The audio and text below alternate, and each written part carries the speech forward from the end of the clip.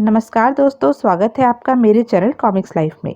शुरू करते हैं इब्ने सफ़ी जी द्वारा लिखा गया एक रोमांचक उपन्यास मौत का दरवाजा। औरत की नज़र कर्नल विनोद पर पड़ी। उसके चेहरे का रंग पहले तो बदला, फिर उसकी निगाहें इस प्रकार झुक गई जैसे वह विनोद की ओर देखने का साहस नहीं कर पा रही थी। इस बात को अदालत के कमरे के हर व्यक्ति ने महसूस की, यहाँ तक कि वह नौजवान वकील जो उस औरत की ओर से इस्तगासों के गवाहों से जिरह कर रहा था, उसने भी महसूस कर लिया था। यह सनसनीखेज मुकदमा सेशन में 3 दिन से चल रहा था और इन 3 दिनों के इस मुकदमे में इतना प्रोपेगेंडा हो गया था कि लोग अदालत के कमरे में इस प्रकार टूटते थे जैसे किसी का दर्शन करने आए हों। इस मुकदमे की दिलचस्पी का कारण यह था कि इस कत्ल के मुकदमे में एक औरत मुजरिम थी। उस औरत ने अपना नाम रोमिला बताया था और निवास स्थान दक्षिण भारत का एक इलाका बताया। उसका कहना था कि वह राजधानी में आई थी और यहाँ परिस्थिति ने उसे कत्ल के इल्जाम में फंसा दिया था। रोमिला इतनी सुंदर थी और उसमें इतना आकर्षण था कि कोई भी आदमी एक बार उसे देखने के बाद दूसरी बार उसकी ओर देखने के लिए विवश था। उसके केश काले, चमकीले और हल्की सी नौलाहट लिए हुए थे। आंखें बड़ी बड़ी, काली और छलकती हुई मालूम होती थी। ऐसा लगता था जैसे गुलाब के कटोरे से मदिरा ढलकने वाली है। उसका रंग गोरा था मगर लाली लिए हुए था, ऐसी लाली जैसे दूध में केसर घोलती गई हो। कद लंबा था और स्वास्थ्य बहुत सुंदर था। आयु भी 25 से अधिक नहीं मालूम होती थी। जब रोमिला गिरफ्तार की गई उस समय उसकी ख्याति नहीं हुई थी। ख्याति तो उस समय हुई जब उसने अदालत से यह कहा कि उसकी जमानत देने वाला कोई नहीं है और जब उसका सौंदर्य देखकर कुछ पूंजीपतियों ने जमानत करनी चाहिए तो उसने इनकार कर दिया था। उसने कहा था, पहली बात यह है कि मैं किसी का एहसान नहीं लेना चाहती। दूसरी बात यह है कि मुझे खुद अपने आप पर भरोसा नहीं है। हो सकता है कि जमानत पर छूटने के बाद मैं भाग जाऊं और मेरे जमानत लेने के बाद जमानत लेने वाला मुसीबत में फंस जाए।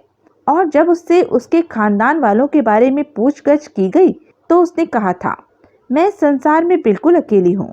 पिछले 7 वर्षों से मेरा जीवन उस जहाज के समान रहा है जो सागर में तूफानों का थपेड़ा खाती रही हो। अब मेरे गांव में कोई ऐसा आदमी ना मिलेगा जिसको मेरा नाम मालूम हो, और जहाँ जहाँ मैं रही हूँ उन लोगों के नाम बताकर मैं उन्हें लज्जित नहीं करना चाहती। फिर उसके लिए वकील का प्रश्न उठा था। इस बार उसने कहा था, मेरे पास एक पैसा भी नहीं है, इसलिए मैं वकील नहीं कर सकती। मामला चूंकि एक अत्यंत सुंदर औरत का था, इसलिए बड़े बड़े वकीलों ने अपनी सेवाएं प्रस्तुत की थी, मगर उसने अस्वीकार कर दिया था। फिर अदालत ने उसके लिए वकील करना चाहा था, मगर उसमें भी रोमिला ने इनकार कर दिया था। मगर फिर बड़ी कठिनाई के बाद उसने एक साधारण वकील मिस्टर कुमार के लिए अपनी स्वीकृति दी, मगर शीघ्र ही हवा का रुख बदल गया। इस्तगासे की ओर से सरकारी वकील के अतिरिक्त नगर के दूसरे बड़े बड़े वकील भी गुप्त रूप से काम पर लग गए और बात भी मशहूर हो गई कि नगर के कुछ पूंजीपति यह चाहते हैं कि रोमिला को सजा हो जाए। बस फिर क्या था, जनता में रोमिला अचानक हीरोइन बन गई। सबकी जबान पर उसी का नाम था। घटना इस प्रकार बताई जाती थी कि रोमिला एक साधारण से होटल में ठहरी थी और उसके कमरे से कत्ल किए जाने वाले की घड़ी, पार्कर 61 का गोल्डन कैप, पर्स जिसमें लगभग 10,371 रुपए थे, इसके अतिरिक्त कत्ल किए जाने वाले के रक्त से भरे हुए कपड़े और वह रिवॉल्वर जिसकी गोली से वह मारा गया था, रोमिला की उपस्थिति में बरामद हुए थे। जो आदमी कत्ल किया गया था उसका नाम विश्वास था, अजीत विश्वास। वह अपने परिवार की कुछ औरतों के साथ राजधानी आया था। उसके प्रति यह कहा गया था कि वह औरतों का शिकारी था। इस्तगासे का केस यह था कि मारे जाने वाले व्यक्ति अजीत विश्वास ने रोमिला को देखा था, फिर होटल के उस कमरे में आया जिसमें रोमिला ठहरी हुई थी। रोमिला ने अपने सौंदर्य का जादू चलाया, उसे वश में करके अपने कमरे में ठहरने की दावत दी और फिर दौलत के लिए उसकी हत्या कर दी और लाश को होटल के पीछे वाले गटर में ले जाकर डाल दिया। इस्तगासे की ओर से जो गवाह पेश किए गए थे उनमें होटल का मैनेजर था जिसने रोमिला को अजीत विश्वास को बुलाते हुए देखा था। दूसरा गवाह होटल का बैरा था जिसने गोली चलने की आवाज सुनी थी। उसके बाद पुलिस के वह लोग थे जिनकी उपस्थिति में रोमिला के कमरे से ऊपर लिखे गए सामान बरामद किए गए थे। पुलिस ने लाश भी बरामद कर ली थी। कुमार रोमिला के चेहरे की ओर जब भी देखता तो उसका दिल चीख उठता था कि यह औरत निर्दोष है। वह पूरी शक्ति लगाकर गवाहों से जिरह करता, मगर गवाह इतने मजबूत थे कि डिग नहीं रहे थे। उनके बयान में तनिक भी परिवर्तन नहीं होता। उसने होटल के मैनेजर से जिरह करते समय पूछा था, आपने अजीत विश्वास को अपने होटल में किस समय देखा था? 5 बजे संध्या को। और वह सूट पहने हुए था? जी नहीं, वह बुशर्ट और पतलून में था। और बुशर्ट की जेब में आपने पर्स देखा था? जी नहीं, मैंने पर्स नहीं देखा था। मैनेजर ने कहा, मैंने पर्स उस समय देखा था जब मैं रोमिला के कमरे में गया था। अजीत ने अपने ही पॉकेट से पर्स निकाला था और उसे खोलकर एक नोट निकाला था और मुझे देते हुए कहा था कि पामफ्रेट मंगाई जाए। आपके होटल में खाना नहीं पकता? पकता है। फिर आपने पामफ्रेट दूसरी जगह से क्यों मंगवाया? पामफ्रेट, और वह भी तंदूर की पामफ्रेट, हर होटल में नहीं पकती। मेरा होटल एक साधारण होटल है श्रीमान। वह पर्स आपको याद कैसे रह गया था?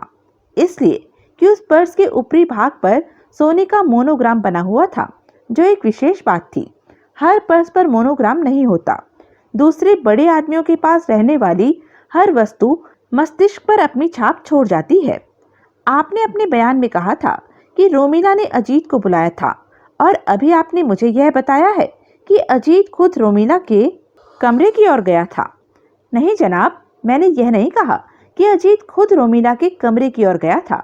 जैसा कि मैंने अपने बयान में कहा है, अजीत होटल के नीचे फुटपाथ पर था और रोमिला होटल की बालकनी पर थी।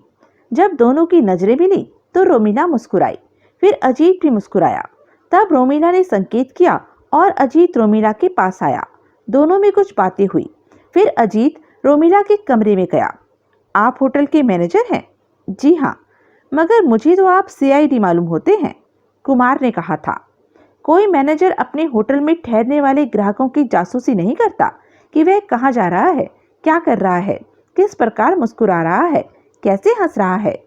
आप मुझे गलत समझ रहे हैं, मैनेजर ने बड़े मीठे स्वर में कहा था। आप बालकनी पर उस समय क्या कर रहे थे?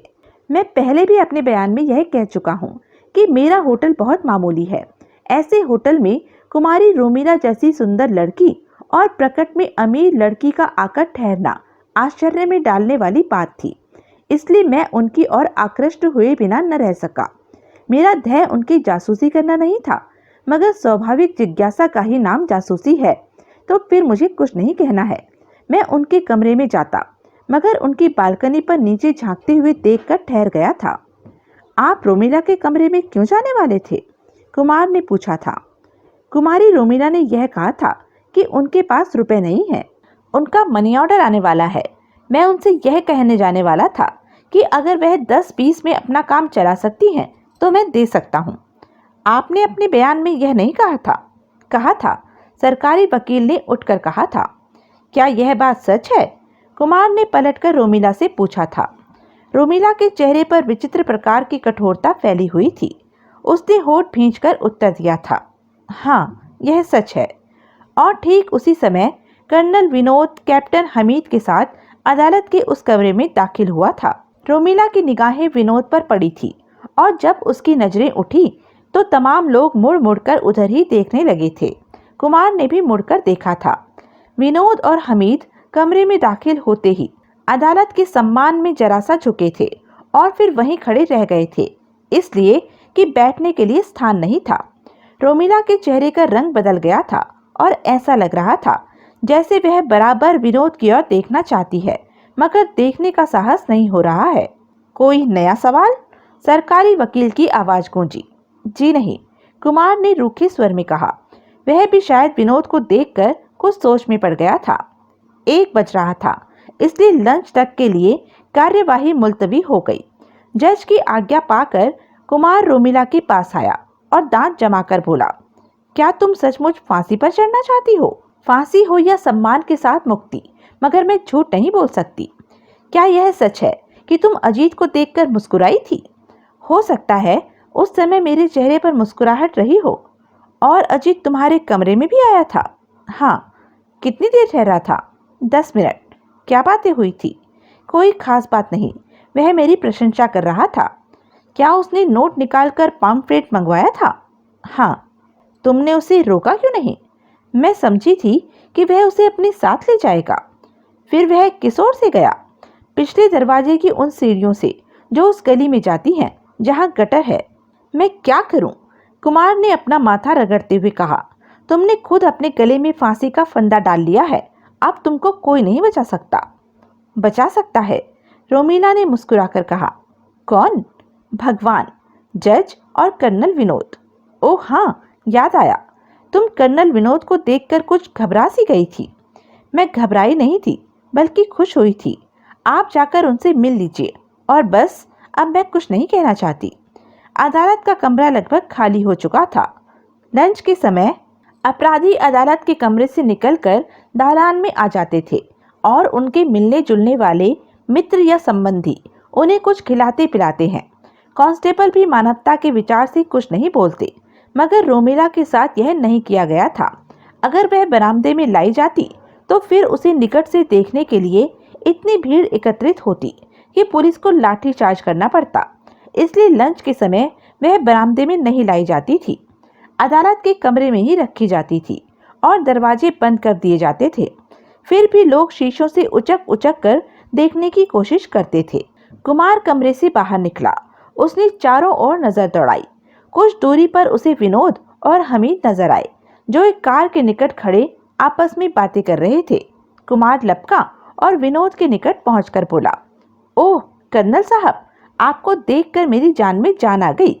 मगर मेरी जान अभी अदालत के कमरे ही में है, हमीद बोला और दूसरी ओर देखने लगा। कुमार के अधरों पर फीकी मुस्कान प्रकट हुई। उसने विनोद से कहा, यह केस केवल मेरी ही प्रतिष्ठा से संबंध नहीं रखता, बल्कि एक निर्दोष के जीवन से भी संबंध रखता है। मैं भी यही चाहता हूँ, वह छूट जाए। विनोद ने कहा। क्या आप उस केस के बारे में कुछ जानते हैं? कुमार ने पूछा। बस उतना ही जितना समाचार पत्रों ने बताया है। फिर आप ही कुछ बताइए कि मैं क्या करूं? कुमार ने कहा। गवाह इतने मजबूत और इतने तैयार हैं कि कहीं से नहीं टूट रहे। तमाम बातें रोमिला के विरुद्ध हैं। उसका चाल चलन भी संदिग्ध नजर आता है। विनोद कुछ क्षण तक इस प्रकार मौन रहा, जैसे कुछ सोच रहा हो। फिर बोला, आप जिरह समाप्त कर दीजिए और अपनी ओर से बहस करके इस मुकदमे को खत्म कर दीजिए। मगर अब मैं पूछूंगा क्या? कुमार ने बड़ी विवशता के साथ कहा। मैं बताता हूँ, विनोद ने कहा और फिर इस प्रकार के प्रश्न करने लगा कि कुमार के साथ ही साथ हमीद भी चकरा कर रह गया। वह प्रश्न भी कर रहा था और खुद ही उनके उत्तर भी देता और उन उत्तरों की खराबियां भी बताता और फिर यह भी दिखाता कि बयान और इन उत्तरों में क्या अंतर है। लगभग 40 मिनट तक वह कुमार को इसी प्रकार समझाता रहा। अब लंच समाप्त होने में केवल 5 मिनट रह गए थे। कुमार ने घड़ी देखते हुए कहा, अब मुझे आज्ञा दीजिए और आशीर्वाद दीजिए कि मैं सफल रहूं। वह मुड़ा, फिर पलट कर बोला, क्या ही अच्छा होता अगर आप मेरे लिए अदालत में उपस्थित रहते। इसका लाभ क्या होगा? विनोद ने हंसकर कहा, मेरा साहस बड़ा रहेगा। अच्छा, आप चलिए, मैं आ रहा हूँ। कुमार के जाने के बाद हमीद ने विनोद से कहा, यह हजरत कुमार साहब इतना याद कर सकेंगे? क्यों नहीं, आखिर तुम्हें संदेह क्यों हो रहा है? विनोद हंस पड़ा। जहन्नुम में गया, मारिए गोली। हमीद बोला, मगर लड़की है जोरदार। तुम्हारे ख्याल से मैं इसमें दिलचस्पी ले रहा हूँ। शुक्रिया, हमीद ने कहा और झुक झुक कर सलाम करने लगा। यह क्या भांडपना है? विनोद ने कहा। चलो, क्या कोर्ट में चलिएगा? हाँ चलिए साहब, हमीद ने कहा। अगर वह लड़की कोर्ट में न होती तो खुद मुजरिमों के कटघरे में खड़ा हो जाता। इस प्रकार बोरियत न होती। तुम थोड़ी देर कोर्ट में रह सकोगे? क्यों? तुम्हें उन औरतों को चेक करना है जो इस मुकदमे में एक तरह से सरकारी गवाह की हैसियत रखती हैं और जिनके बारे में यह कहा जाता है कि वह अजीत के साथ आई थी। अरे वह दोनों, हमीद ने कहा, जो पीछे बेंच पर बैठी हुई बल खा खाकर किसी से बात कर रही थी। हाँ बिल्कुल वही, विनोद ने कहा। अब देखना है कि तुम कौन सा तीर मारते हो। देखिए, ताव न दिलाइए, हमीद ने कहा। वरना वरना मैं उनमें से किसी एक पर आशिक हो जाऊंगा, हमीद बोला। यह लोग बातें करते हुए अदालत के कमरे में दाखिल हो गए। कुमार जिरह आरंभ कर चुका था और वह दोनों औरतें जिनके बारे में विनोद ने कहा था पीछे बेंच पर बैठी हुई थी। लंच से पहले उनके चेहरे पर जो ताजगी थी उसकी जगह उदासी और घबराहट थी। कुमार ने जिरह आरंभ कर दी थी। हमीद आश्चर्य से कुमार की ओर देख रहा था और रोमिला यह सोच रही थी कि कुमार तो बिल्कुल ही बदल गया है। बैठे हुए लोगों में से एक सीनियर वकील अपने जूनियर से कह रहा था, कुमार शायद भूखा था, लगता तो ऐसा ही है। हाँ देखो तो, लंच से पहले खरगोश लग रहा था मगर अब शेर हो गया है। उधर कुमार मैनेजर से उलझा हुआ था और मैनेजर घबराया हुआ नजर आ रहा था। कुमार पूछ रहा था, आपके होटल में रहायशी कमरे कितने हैं? 12। बैरे कितने हैं? 15। क्या 15 की ड्यूटी एक साथ रहती है? जी नहीं, 12 हर समय ड्यूटी पर रहते हैं। 2 कमरों पर एक बैरा है? जी नहीं, एक कमरे पर एक बैरा है। तो मैनेजर साहब, ग्राहकों के लिए मछली लाना मैनेजर का नहीं बल्कि बैरे का काम है। मैनेजर क्षण भर के लिए मौन रहा, फिर बोला, मिस्टर अजीत को बड़ा आदमी समझकर और उनको रोमिला के कमरे में जाते देखकर मैं खुद से उस कमरे में गया था। ठीक है। कुमार ने उसकी ओर घूर कर देखा, फिर मुस्कुराकर बोला, खैर मछली कौन लाया था? कोई नहीं। क्यों? मिली नहीं। मैं पूछता हूँ कि क्यों नहीं मिली? उस दिन मछली का बाजार बंद था। जब मछली का बाजार बंद था और आप यह जानते थे तो फिर आपने मछली के लिए अजीज से रुपए क्यों लिए थे? उस समय यह ध्यान नहीं रहा था कि आज तो मछली की बाजार बंद है। रोमिला की ओर देखिए, कुमार ने मुस्कुराकर कहा। क्या यह आपको बहुत सुंदर लगती है? मैं ऐसे गिरे हुए प्रश्नों का उत्तर देना पसंद नहीं करता, मैनेजर ने झल्लाकर कहा। यह प्रश्न बहुत आवश्यक है योर ऑनर, कुमार ने जज से कहा। मुझे इसका उत्तर चाहिए, हाँ या नहीं। जज ने मैनेजर की ओर देखा और मैनेजर ने जल्दी से कहा, हाँ यह सुंदर है।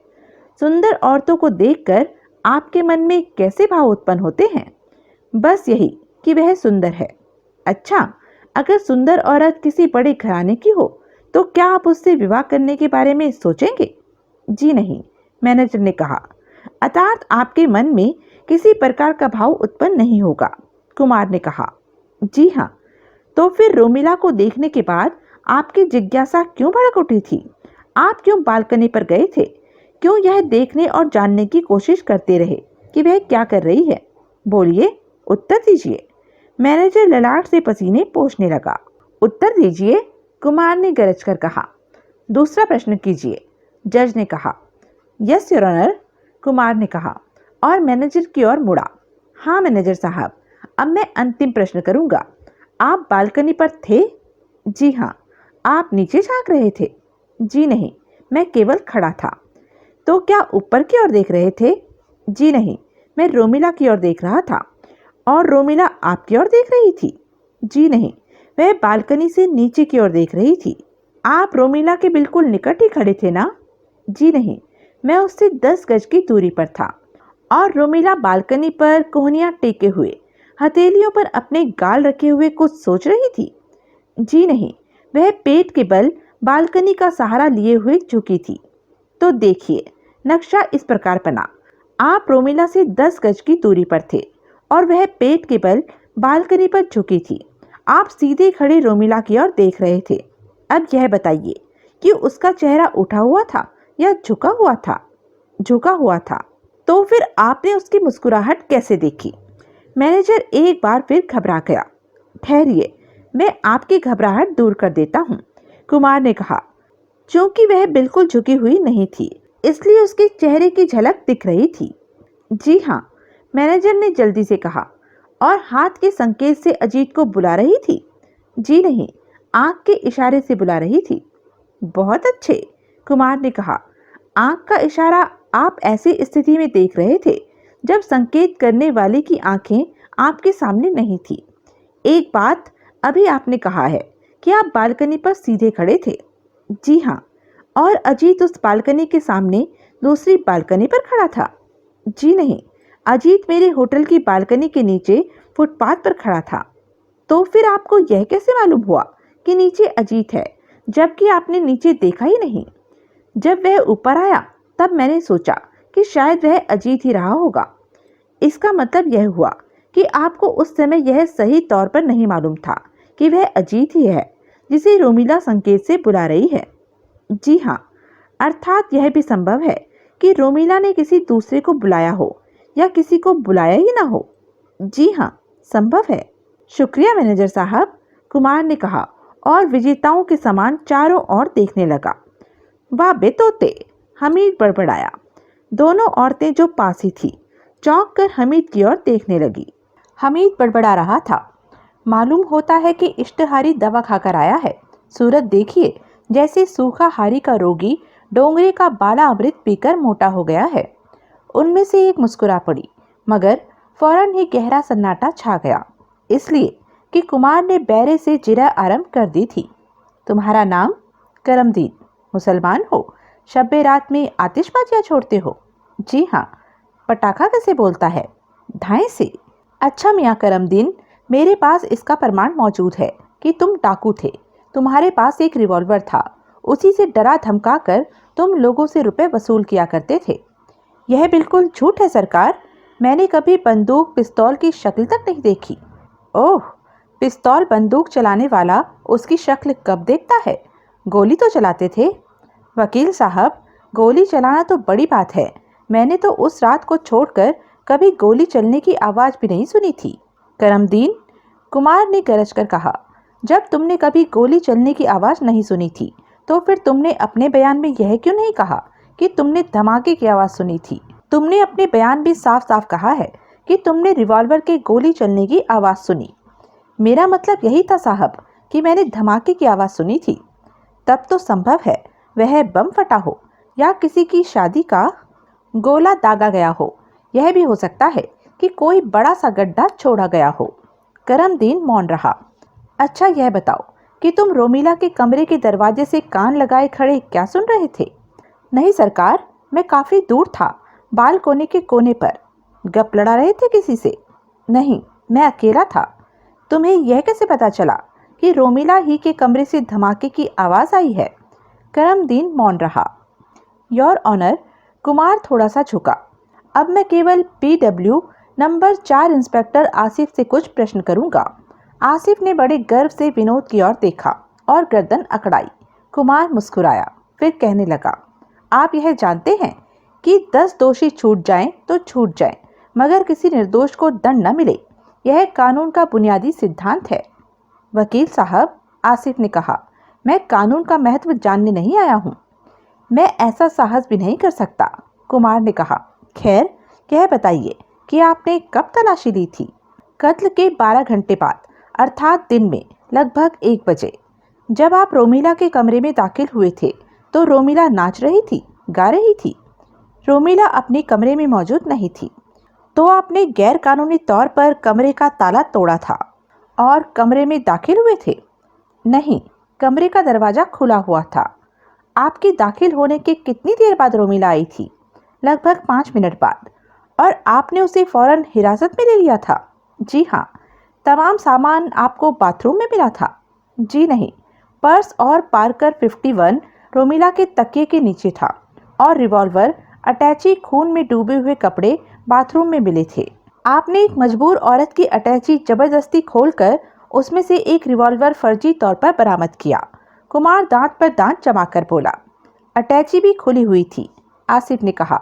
इंस्पेक्टर साहब, कमरा खुला हुआ था, अटैची खुली हुई थी। तब तो यह भी संभव है कि रोमिला की अनुपस्थिति में किसी ने यह वस्तुएं वहां लाकर रख दी हो। आसिफ बुदबुदाकर रह गया और उसी समय हमीद ने देखा कि वह दोनों औरतें उठकर बाहर जा रही हैं।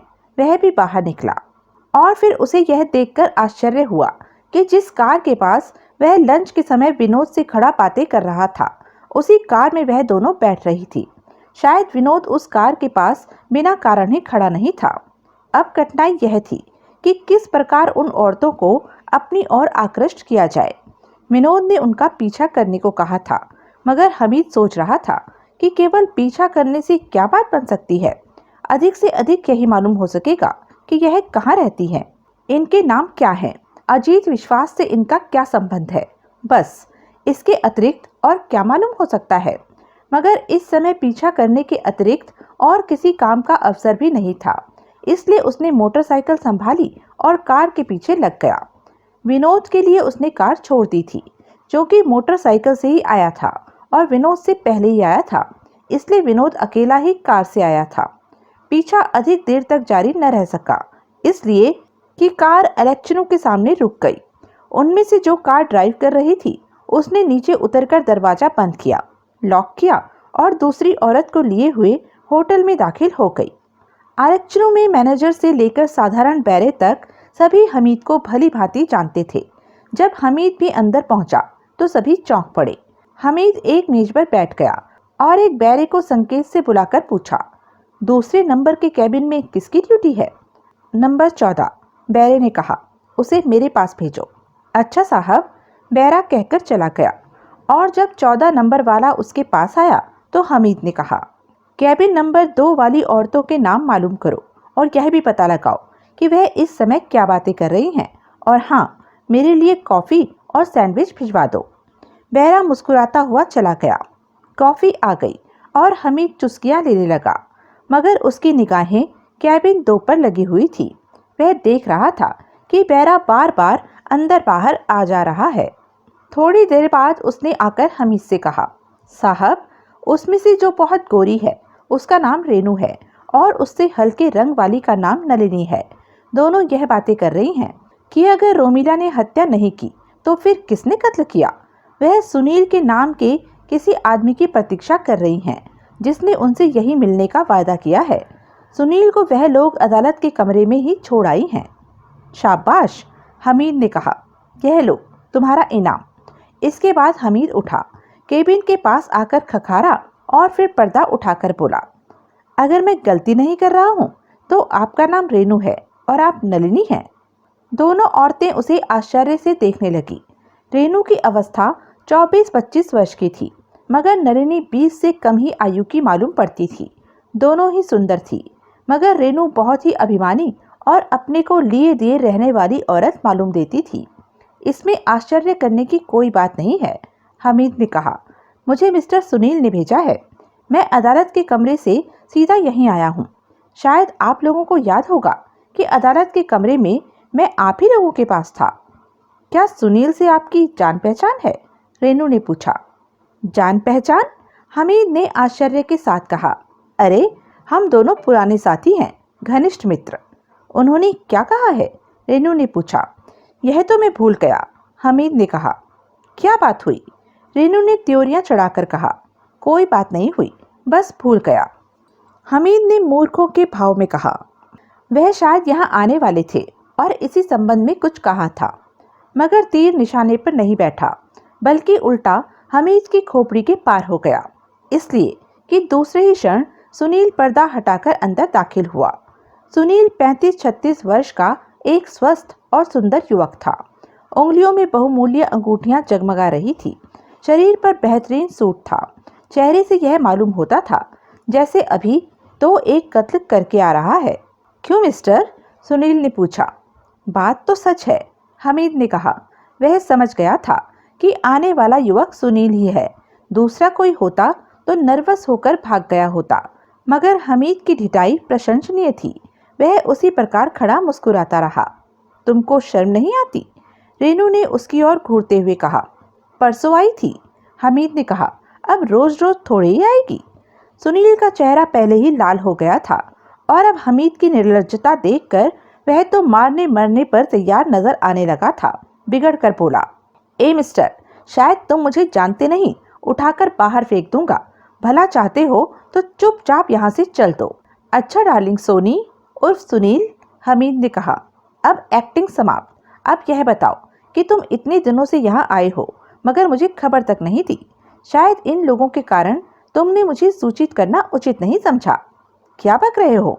सुनील का पारा और चढ़ गया। अब तो ऐसा लग रहा था जैसे बात बढ़ जाएगी। हमीद ने अपने बचाव का उपाय सोच दिया था, मगर उसी समय विनोद केबिन के सामने नजर आया और उस पर नजर पड़ते ही सुनील बौखला उठा। उसका चेहरा जो क्रोध के कारण लाल हो रहा था, एकदम से सफ़ेद पड़ गया, मगर उसने अपने को संभालते हुए कहा, बहुत अच्छा हुआ कि आप आ गए।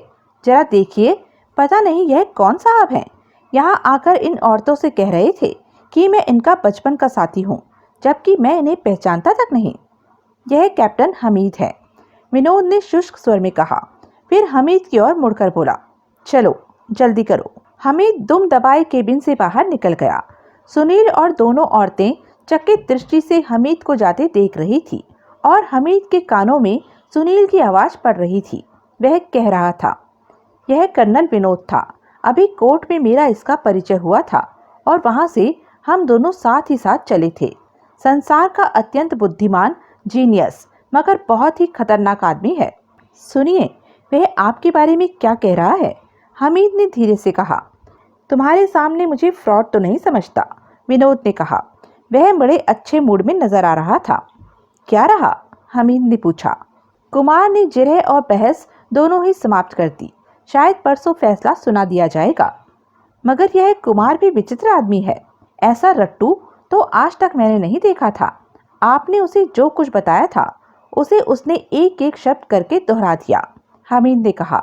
मगर मुझे खुशी है कि आपके कारण एक निर्दोष छूट जाएगा। तुम यह कैसे कह सकते हो कि रोमिला निर्दोष है? क्या बात हुई?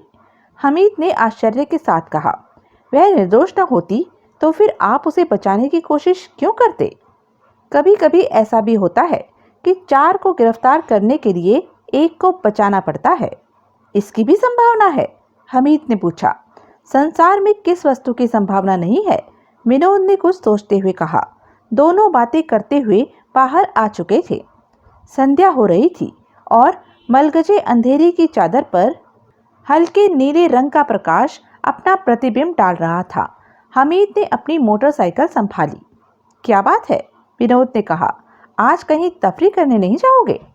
अगर आप भी साथ चलें तो चल सकता हूँ, हमीद ने कहा। मुझे क्या इतराज हो सकता है? विनोद ने मुस्कुराकर कहा। तुम ही तो कहते हो कि मेरे साथ रहने से तफरी भी बर्बाद हो जाती है और काम निकल आता है। हमीद सोचने लगा कि यह बात मतलब से खाली नहीं हो सकती, इसलिए अच्छा यही है कि इनको कट किया जाए। वह बहुत दिनों से टिप टॉप नाइट क्लब नहीं गया था। इधर कासिम से भी मुलाकात नहीं हुई थी, इसलिए उसने विनोद से कहा, यह तो ठीक है, हटाइए। आप कहाँ जाइएगा? मैं अकेला जा रहा हूँ। अवश्य जाओ, मगर देखो, अगर किसी परेशानी में पड़ जाना तो मुझे अवश्य टेलीफोन कर देना। मैं तुमको टिप टॉप में मिलूंगा। मर गए, हमीद कराहा। क्यों, क्या हुआ? विनोद फिर मुस्कुराया। कुछ नहीं, हमीद जल्दी से बोला और इंजन स्टार्ट करके मोटरसाइकिल कासिम के घर की ओर मोड़ दी। मगर जब वह आसिम विला पहुंचा तो उसे यह मालूम हुआ कि कासिम घर पर नहीं है, तो वह बहुत बोर हुआ। वह टिप टॉप जाना नहीं चाहता था क्योंकि वहां विनोद जाने वाला था, इसलिए उसने सोचा कि घर जाना ही ठीक रहेगा। इस प्रकार कर्नल को अच्छी चोट होगी। यद्यपि आज टिप टॉप में हमीद के विचार के अनुसार कोई खास प्रोग्राम नहीं था, मगर विनोद का टिप टॉप जाना यह साबित कर रहा था कि वहाँ कोई न कोई खास बात अवश्य होने वाली है। और इसी खास बात के बारे में सोचते सोचते वह और अधिक बोर होने लगा था। मोटरसाइकिल फर्राटे भरती ही रही। वह घर की ओर जा रहा था और कोठी के कंपाउंड में दाखिल होने से पहले ही उसे एक टैक्सी नजर आई जिससे एक औरत उतर रही थी। और जब वह कंपाउंड में पहुंचा तो औरत पोर्टिको तक पहुंच चुकी थी। हमीद ने मोटरसाइकिल गैराज में खड़ी की और बड़े इत्मीनान से सीटियां बजाता हुआ कोठी की ओर बढ़ा। आने वाली औरत बरामदे में टहल रही थी। ओह, तो यह आप हैं? हमीद ने उसे सर से पैर तक घूरते हुए दिल ही दिल में कहा। औरत को न पहचानने का कोई प्रश्न ही नहीं था। यह रेनू थी, जिससे अभी वह आर्ले कचनों के कैबिन में मिल चुका था। उसने पूछा, कहिए, कैसे कष्ट किया? मैं कर्नल से मिलना चाहती हूँ, रेनू ने कहा। वह घर पर नहीं है, हमीद ने बड़ी रुखाई के साथ कहा और अंदर की ओर जाने लगा। जरा सुनिए तो, रेनू ने टोका। कहिए, हमीद रुककर काट खाने वाले अंदाज में बोला। वह कहाँ मिल सकेंगे? मैं उनका प्राइवेट सेक्रेटरी नहीं हूँ, हमीद बोला। वह मुझसे कहकर नहीं जाया करते। क्या मैं यहाँ ठहरकर उनकी प्रतीक्षा कर सकती हूँ? यह आपकी इच्छा पर निर्भर करता है, हमीद ने कहा। मेरा विचार है कि सवेरे तक तो वह अवश्य ही आ जाएंगे। रेनू ने कहा, इस समय मैं बड़ी उलझन में हूँ। मेरा मस्तिष्क झंझना रहा है। कर्नल साहब न तो डॉक्टर हैं, न मनोवैज्ञानिक। ऐसी कोई बात भी नहीं है, रेनू ने कहा। वास्तव में मुझे तो उलझन है, उसका इलाज उन्हीं के पास है। अगर आप ही थोड़ा सा समय दे सकें तो मेरी उलझनें बहुत कम हो सकती हैं। आप थोड़ी देर तक प्रतीक्षा कीजिए, हमीद ने कहा और अंदर चला गया। रेनू ड्राइंग रूम में आकर बैठ गई। हमीद ने जानबूझकर देर की। इत्मीनान से खाना खाया और इत्मीनान से ही पाइप भरकर उसे सुलगाया और हल्के हल्के कष्ट लेता ड्राइंग रूम में आया और सोफे पर बैठता हुआ बोला, देखिए, अगर आप सच बोलने का वादा करें तो मैं आपकी सहायता करने के लिए तैयार हूँ। मैं सच ही बोलूँगी, रेनू ने कहा। अच्छा, अब बताइए, हमीद ने कहा। अगर रोमिला छूट गई तो फिर मुझे गिरफ्तार कर लिया जाएगा। क्यों? हमीद ने पूछा। पाइप बुझ गया था और वह उसे दोबारा जलाने के चक्कर में था, इसलिए वह इस बात पर ध्यान न दे सका कि रेनू ने ड्राइंग रूम का बाहरी दरवाजा बंद कर रखा है और यह कि वह खिसक कर इतने निकट आ गई है कि उसकी साड़ी का आंचल उसकी गोद में आकर गिर पड़ा है। शायद आपको पूरी स्थिति मालूम नहीं है, रेनू ने कहा। मुझे हर बात मालूम है, मगर मैं आप ही के मुख से इसलिए सुनना चाहता हूँ ताकि पता लगा सकूं कि आप कितना सच बोल रही हैं और कितना झूठ। मैं आपसे कुछ प्रश्न करने जा रहा हूँ, आप उनके उत्तर देती जाइए। पहला प्रश्न यह है कि आपको इस बात का खतरा क्यों है कि रोमिला के छूटने के बाद आप गिरफ्तार कर ली जाएंगी? आपको मालूम है कि अजीत कौन था? रेनू ने उत्तर देने के बजाय प्रश्न किया। मैं पहले ही कह चुका हूँ कि मुझे सब कुछ मालूम है, अतः मुझसे कुछ पूछने की आवश्यकता नहीं है। बस मैं जो पूछूं उसी के उत्तर देती जाइए, और अगर इसी प्रकार बातें करनी है तो मेहरबानी करके इस समय जाइए। जब कर्नल आएंगे तो उन्हीं से बातें कीजिएगा। आप तो बुरा मान गए, रेनू ने इठलाकर कहा। हमीद की बोटियां फड़कने लगी। अवसर तो कुछ दूसरा ही था, मगर उसने सोचा कि अगर उसने गंभीरता छोड़ दी तो सब चौपट हो जाएगा, इसलिए बहुत ही रूखे स्वर में बोला, अधिक अच्छा होगा कि आप अपने शरीर के लोच और बल खाने वाली अदाओं को किसी दूसरे के लिए सुरक्षित रखिए। मुझसे बातें करनी हो तो सीधे सीधे साफ साफ शब्दों में बिल्कुल सच्ची बातें कीजिए। यह तीसरी बार मैं आपसे कह रहा हूँ। हमीद की गंभीरता देखकर रेनू बौखला गई। इस बौखलाहट में खिसियाहट भी सम्मिलित थी। हमीद ने कनखियों से देखा कि रेनू के होठ टेढ़े तिरछे हो रहे हैं और पलकें बड़ी तेजी से झपक रही हैं। वह अभिमानी रेनू, जिसे हमीद ने आर्ले कैचोनों में देखा था, इस समय अपने सौंदर्य का अपमान महसूस करने लगी थी। हमीद का दिल अंदर से महसूस उठा, मगर बाहर से वह वैसे ही गंभीर बना रहा। वह लापरवाही से पाइप के कष्ट लेता रहा।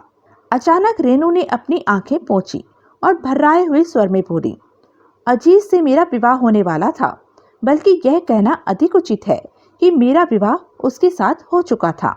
ठहरिए, हमीद ने कहा, यह दोनों बातें एक साथ नहीं हो सकती।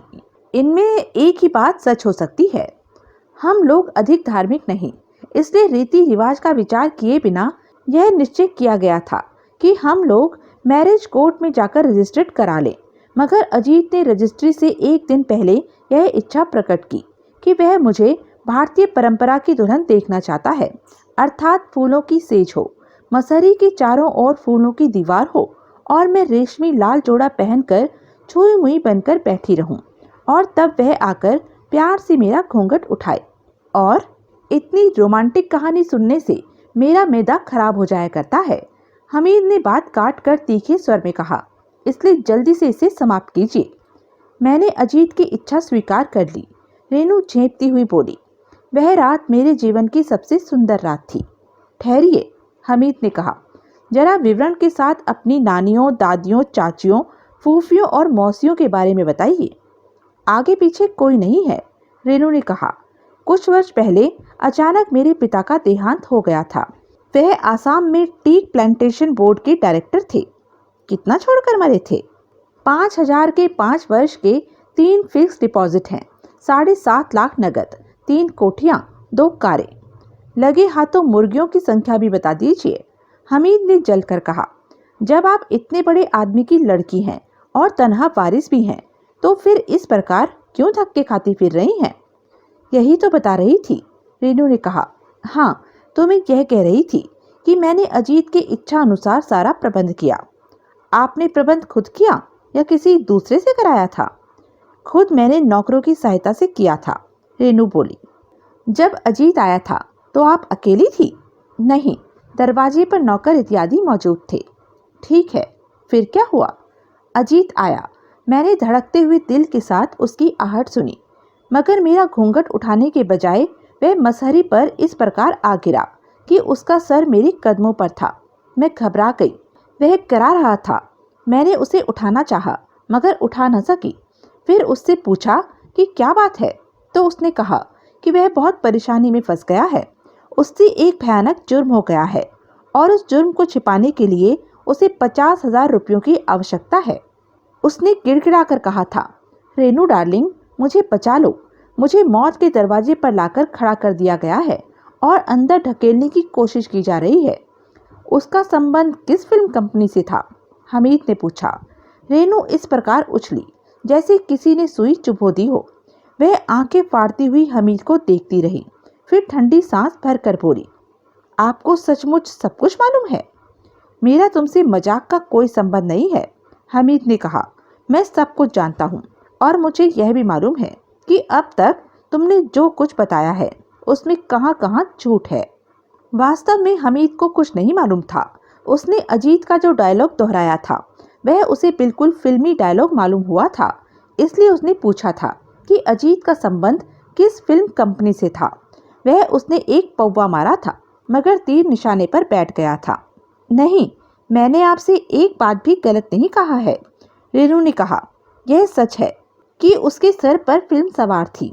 न जाने कितनी फिल्म कंपनियों का वह हिस्सेदार था और कितनों का प्रोड्यूसर। मैं जानता हूँ, हमीद ने मुंह बिचकाकर कहा। आजकल का यह सुंदर फ्रॉड है। शायद ही कभी उसकी कोई पिक्चर मार्केट में आई हो, या शायद ही कभी कागजों तक कार्यवाही हुई हो। रेनू का मुंह फिर खुल गया। इस प्रकार मुख न खोलिए कि डर लगने लगे कि कहीं काट न खाइए, हमीद ने कहा। खैर, तो आपने उसे रुपए दिए? जी हाँ, दे दिए, रेनू ने कहा। वह लगभग 1 घंटे तक मेरे पास रहा। उसका मूड ठीक हो गया था, फिर वह चला गया था। दूसरे दिन मैंने उसे बहुत तलाश किया, मगर वह नहीं मिला। 1 दिन और बीत गया, तब जाकर यह मालूम हुआ कि वह राजधानी चला गया। मैं यह मालूम होते ही पहले हवाई जहाज से राजधानी आ गई। आप प्रथम बार अजीत से कब मिली थी? लगभग 1 वर्ष पहले, सन एंड सन की एक फिल्म की मुहूर्त पर। उस समय वह एक्ट्रेसों के झुंड में था। उससे आपका परिचय किसने कराया था? मुझे खुद नहीं मालूम कि वह कौन था। उसने अजीत को संबोधित करते हुए कहा था, अरे भाई, रेनू जी से मिलो। परिचय कराते समय उसने अजीत का नाम लिया था? नहीं, जितनी देर तक आप वहां रही थी उतनी देर तक किसी ने उसे अजीत कहकर संबोधित किया था? जी नहीं, रेनू हकला उठी। अब वह खुद चकित नजर आने लगी थी। आप यह जानती थी कि अजीत कहाँ रहता है, किसके साथ रहता है, वह करता क्या है? जिस नगर की आबादी 40 लाख हो, वहाँ इन बातों का पता लगाना दुष्कर ही है। वैसे मैंने कभी इसकी कोशिश ही नहीं की। वैसे अजीत ने अपना पता मैरीन ड्राइव का बताया था, मगर साथ ही साथ यह भी कहा था कि यह आवश्यक नहीं कि वह हमेशा वहाँ मिले। उसने जब जो समय दिया तब मैंने उसे वहाँ फ़ोन किया और उससे मुलाकात हुई। और फिर बाद में आपको यह मालूम हुआ कि जहाँ आप फ़ोन किया करती थी वह कोई रहायशी मकान नहीं था, बल्कि किराए का मकान था।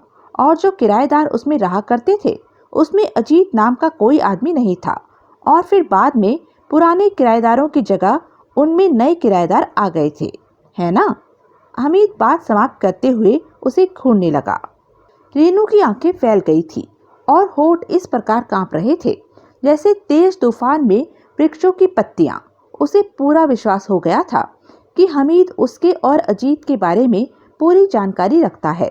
उसने हकलाते हुए कहा, जी हाँ, बिल्कुल यही बात है। फिर आपको कैसे और किससे यह मालूम हुआ कि अजीत राजधानी में आया है? केवल संयोग, रेनू ने कहा। मुझे सुनील ने बताया था। वह स्टेशन पर अपने किसी मित्र से मिलने गया था। बुकिंग पर प्लेटफॉर्म टिकट खरीद रहा था और उसी समय अजीत भी राजधानी के लिए टिकट खरीद रहा था। इसका तो यह मतलब हुआ कि अजीत और सुनील एक दूसरे को अच्छी तरह जानते थे। जी हाँ। फिर सुनील ने अजीत से यह क्यों नहीं पूछा कि वह अपने शादी के अवसर पर राजधानी क्यों जा रहा है? हमारे विवाह के संबंध में सुनील को कुछ मालूम नहीं था।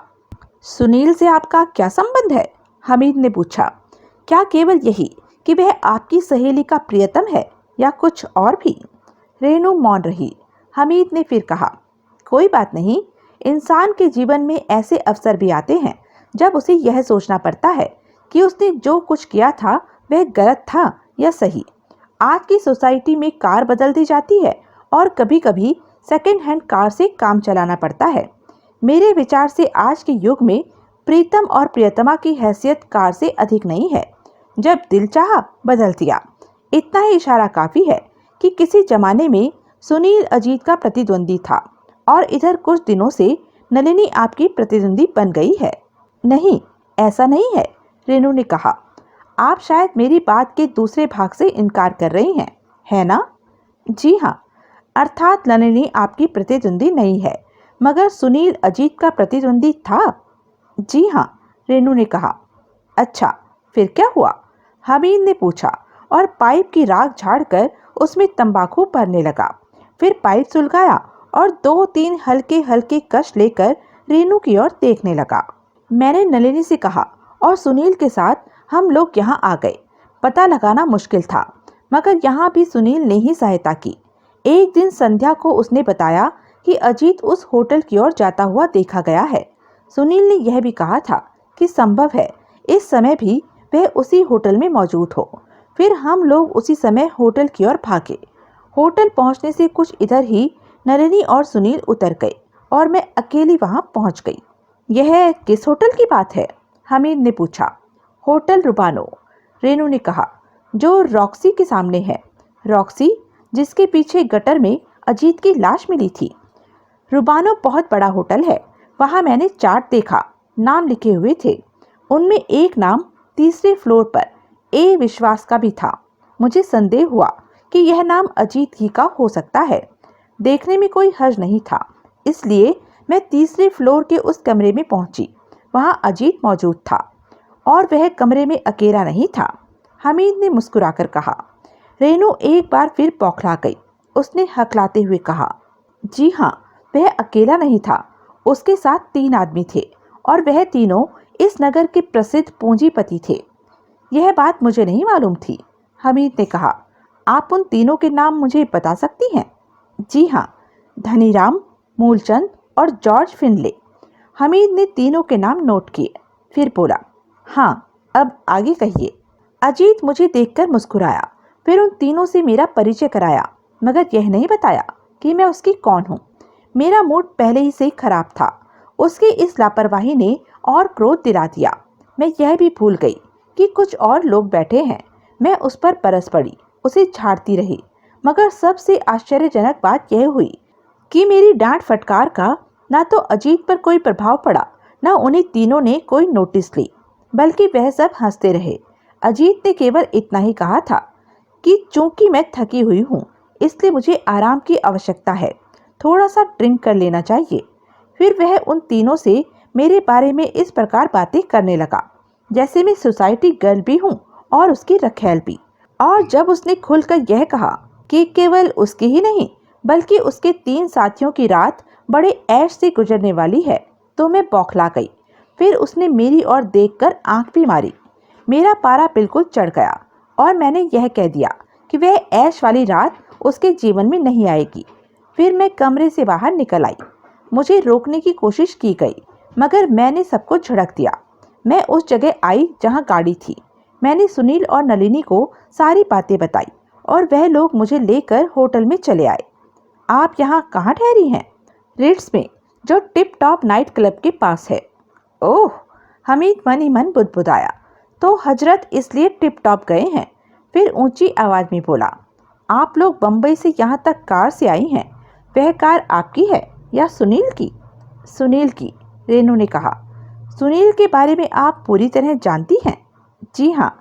आपको कब सूचना मिली कि अजीत कत्ल कर दिया गया? मैं अपने कमरे में आकर बड़ी देर तक रोती रही थी और फिर उसी दशा में मुझे नींद लग गई थी। फिर अचानक मेरी आंख खुल गई तो मैंने देखा कि सुनील मुझ पर झुका हुआ है और बड़े प्यार से मेरे बालों पर हाथ फेर रहा है। मैं हड़बड़ाकर उठ बैठी। मुझे कुछ क्रोध भी आया था, मगर मैंने क्रोध दबाकर पूछा था कि वह इतनी रात गए मेरे कमरे में क्यों आया है। वह मुझे समझाता रहा कि किसी धोखेबाज को दंड देना उचित है। यह अच्छा ही हुआ कि एक धोखेबाज खत्म हो गया। जब मैंने उससे पूछा कि वह किस धोखेबाज के बारे में कह रहा है, तो उसने अजीत का नाम लिया और कहा कि अजीत कत्ल कर दिया गया। उसने यह भी कहा था कि मुझे बचाने की पूरी कोशिश करेगा। मगर आपके बचाने का प्रश्न कहाँ से पैदा होता था? मुझे खुद उसकी इस बात पर आश्चर्य हुआ, रेनू ने कहा। और मैंने उससे यह पूछा भी था तो उसने बताया था कि जिस जगह अजीत की लाश मिली थी उस जगह से एक औरत भागी जाती हुई देखी गई थी। वह औरत कौन थी? हमीद ने पूछा। सुनील के बयान के अनुसार वह औरत मैं ही थी। मेरे विचार से तो बात कुछ इस प्रकार है कि जब रोमिला के विरुद्ध मुकदमा दायर किया गया तो धनीराम, मूलचंद, जॉर्ज फिनले और खुद सुनील मिलकर इस बात की कोशिश करने लगे कि रोमिला को सजा हो जाए, और शायद वह रोमिला को इसलिए सजा दिलवाना चाहते हैं कि आप पर आंच ना आने पाए। जी हाँ, और आप भी अपनी जान बचाने के लिए एक निर्दोष को फांसी के तख्ते तक पहुंचा देना चाहती हैं, हमीद ने तीखे स्वर में कहा। रेनू कुछ बोली ही नहीं। वह पैर के अंगूठे से कालीन रगड़ने लगी। और अब आप यह सोच रही हैं कि अगर रोमिला छूट गई और केस फिर तफ्तीश के हवाले किया गया तो इस बार आप गिरफ्तार कर ली जाएंगी और 4 आदमी आपके विरुद्ध गवाही देंगे। यह 3 कहेंगे कि आपने उनके सामने अजीत को धमकी दी थी, और सुनील यह कहेगा कि उसने आपको लाश के पास से भागते देखा था, और यह भी कहेगा कि चूंकि अजीत ने आपको धोखा दिया था इसलिए आपने उसे कत्ल कर डाला। क्यों, है ना यही बात? रेनू अब भी कुछ नहीं बोली। और अब सुनील आपको ब्लैकमेल कर रहा है। अगर रोमिला को सजा हो जाएगी तो वह अपनी दौड़ धूप और परिश्रम का बदला आपसे चाहेगा, और अगर रोमिला को सजा न होगी तो वह आपको ब्लैकमेल। हमीद मौन हो गया क्योंकि दरवाजा खटखटाया गया था। उसने एक नज़र रेनू की ओर देखा, जिसकी साड़ी का आंचल अब उसकी गोद से सरक कर कालीन पर आ गया था। बार बार ललाट रगड़ने से बाल भी बिखर गए थे। अपना हुलिया ठीक कर लीजिए, हमीद ने कहा। शायद फादर हार्टस्टोन आ गए। और फिर वह उठकर दरवाजे की ओर बढ़ा, जिसे रेनू ने अंदर से बंद कर दिया था। मैं टिपटॉप में मिलूंगा। उसे आने वालों की आवाज़ बहुत दूर से आती हुई मालूम हो रही थी। मुझे दुख है कैप्टन, सिटी मजिस्ट्रेट कह रहा था। हम लोग तुम्हारे बारे में ऐसा सोच भी नहीं सकते थे, एसपी की आवाज़ थी। जब कानून के रक्षक ही कानून की इस प्रकार धज्जियां उड़ाएंगे तो फिर समाज का क्या होगा? एक वकील ने कहा। आसिफ ने तो कुछ नहीं कहा, मगर वह जिस अंदाज से देख रहा था वही दिल टुकड़े करने के लिए काफ़ी था। ऐसा लग रहा था जैसे मूक भाषा में कह रहा हो, अब आए हो बेटा पहाड़ के नीचे, आटे दाल का भाव मालूम हो जाएगा। बड़े छैला बने फिरते थे। हमीद ने पूरी शक्ति लगाकर अपने को संभाला और फिर बोला, मैं अब तक आप लोगों के आने का मतलब नहीं समझ सका हूँ, न उन बातों का मतलब जो आपने कहा है। शब्दकोश मंगवा दिया जाए, आसिफ ने कहा। मजिस्ट्रेट ने घूर कर आसिफ की ओर देखा और आसिफ सिर पिटा गया। तब मजिस्ट्रेट ने हमीद से कहा, आपके नाम वारंट है। जुर्म? हमीद ने पूछा। अपहरण, मजिस्ट्रेट ने कहा। लड़की आपके घर से बरामद हुई है।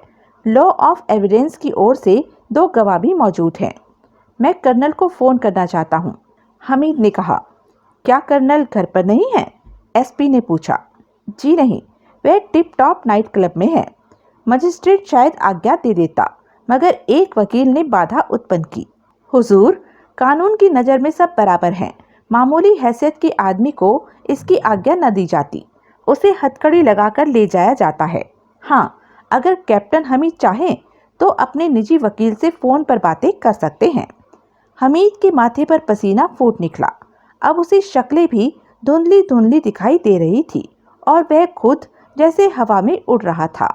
मजिस्ट्रेट शायद हमीद को अवसर देना चाहता था, इसलिए उसने संकेत किया और सुनील का बयान लिखने लगा। सुनील कह रहा था, कैप्टन हमीद दोपहर से रेनू का पीछा कर रहे थे। आर्ले कचनू में इन्होंने इस बात की कोशिश की थी कि धोखे से रेनू को अपने साथ ले जाएं, मगर असफल रहे। फिर रात होते ही जब रेनू रिट्स से बाहर निकली तो जबरदस्ती उसे उठाकर अपनी कार में रखा और यहाँ ले आए।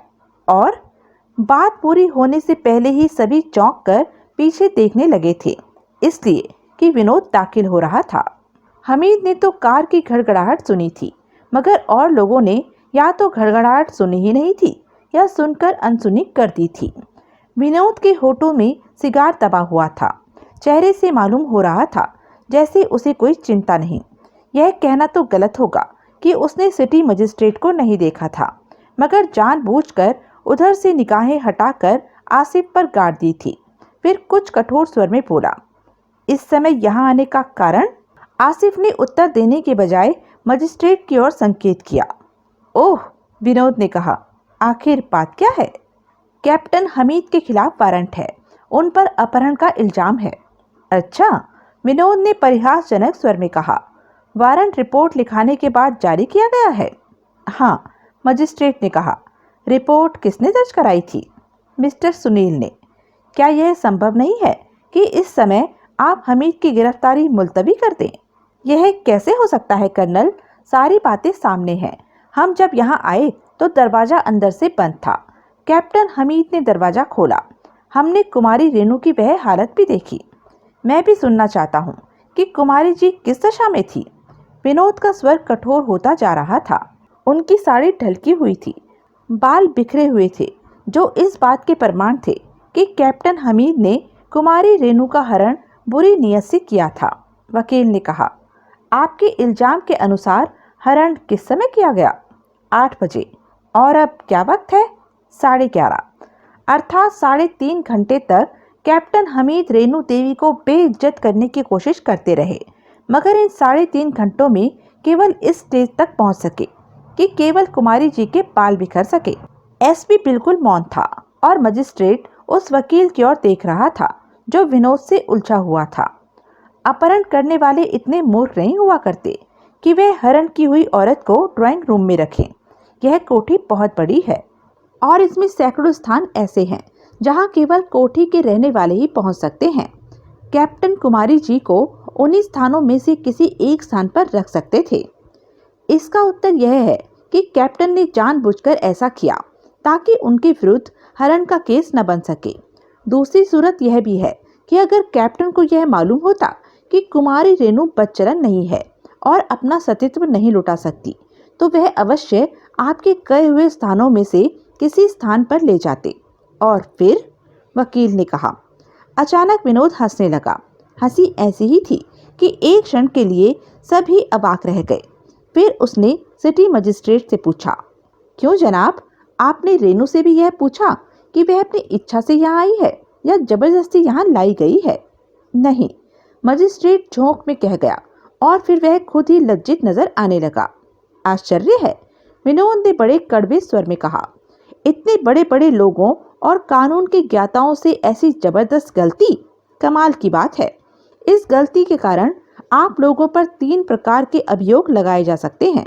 जरा मैं भी उन अभियोगों को सुनूं, वकील ने ढिठाई के साथ कहा। वरना सच्ची बात तो यह थी कि दूसरे लोगों के समान उसका चेहरा भी उतर गया था। सुनिए, विनोद ने कहा, एक सभ्य और इज्जतदार नागरिक का अपमान, दूसरे धौंस जमाकर किसी को आतंकित करना और तीसरा सरकारी काम में रोड़े अटकाना। कैप्टन हमीद इस समय एक बहुत महत्वपूर्ण मुकदमे के सिलसिले में तहकीकात कर रहे थे और आप लोग यह जानते हैं कि हमारे विभाग के लिए यह आवश्यक नहीं है कि हम पूछगछ के लिए अपने ऑफिस ही तक सीमित रहें। हम कहीं भी किसी भी समय किसी से मिलकर, किसी को बुलाकर पूछगछ कर सकते हैं। फिर विनोद रेनू की ओर मुड़ा और बोला, इन्हें बता दीजिए कि आप खुद यहाँ आई हैं या कैप्टन हमीद आपको जबरदस्ती यहाँ लाए हैं? जनाब, कर्नल विनोद की उपस्थिति में कुमारी रेणु से किसी प्रकार का प्रश्न करना उचित नहीं है। सुनील ने पहली बार मुख खोला। क्यों?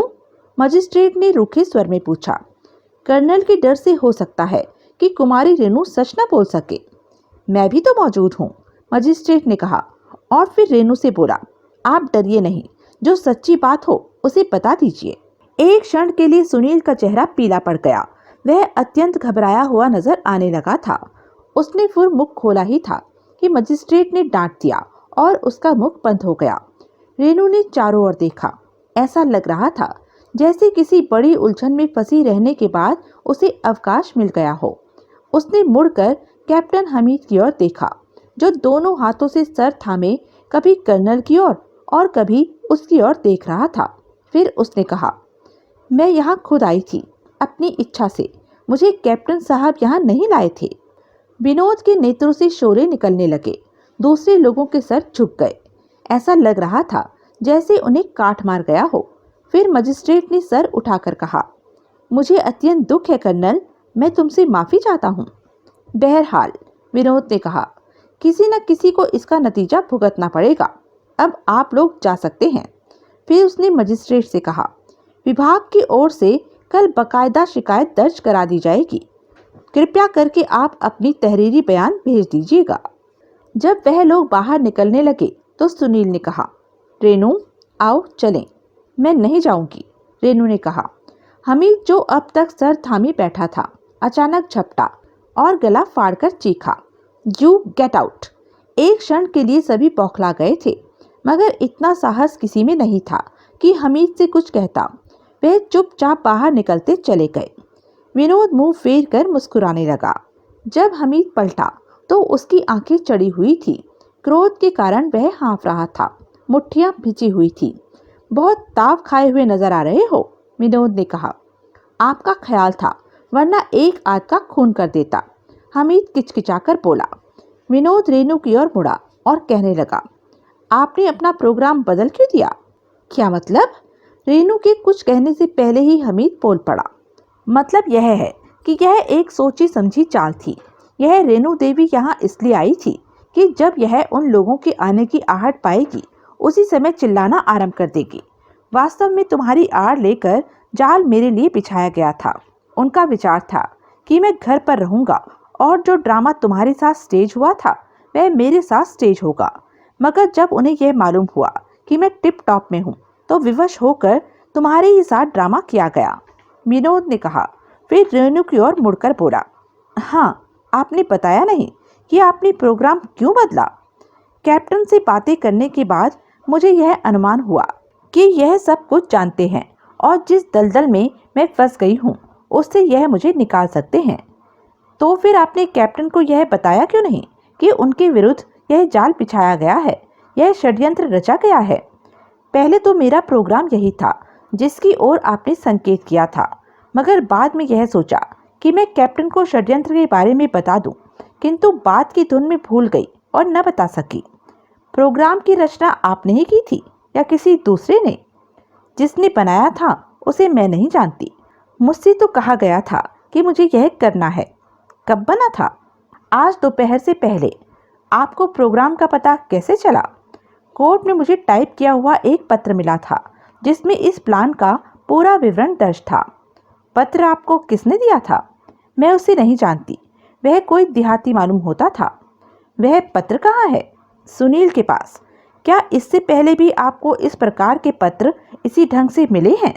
हाँ, अजीत की हत्या के बाद यह क्रम आरंभ हुआ है। मेरा विचार था कि यह हरकत सुनील की है, मगर अब विचार बदलना पड़ा है। क्यों? इसलिए कि सुनील को भी ऐसे ही पत्र मिलते रहे हैं। आज सुनील परेशान भी था और इस समय उसकी सूरत देखकर मुझे पूरा विश्वास हो गया कि यह हरकत किसी प्रकार सुनील की नहीं हो सकती। वह कौन सी बात है या कौन सा डर है जिसके कारण आप इस प्रकार के पत्रों द्वारा किए गए आदेशों का पालन करने के निमित्त विवश हैं? अजीत की हत्या? नहीं, आप असली कारण छिपा रही हैं। रेणु मौन रही। सच बोलिए तो संभव है कि मैं आपकी सहायता कर सकूं, विनोद ने कोमल स्वर में कहा। यहाँ आने के बाद मुझसे सचमुच एक गलती हो गई है, रेणु ने सर झुकाकर कहा। उसे कहते हुए शर्म आ रही है। अगर आप अपनी उस भूल पर लज्जित हैं तो फिर बता देने में कोई हर्ज नहीं है, खुलकर कह डालिए। रोमिला जिस होटल में ठहरी थी वहां जाकर मैंने ही वह सारे सामान रखे थे जिसे पुलिस ने बाद में बरामद किया था।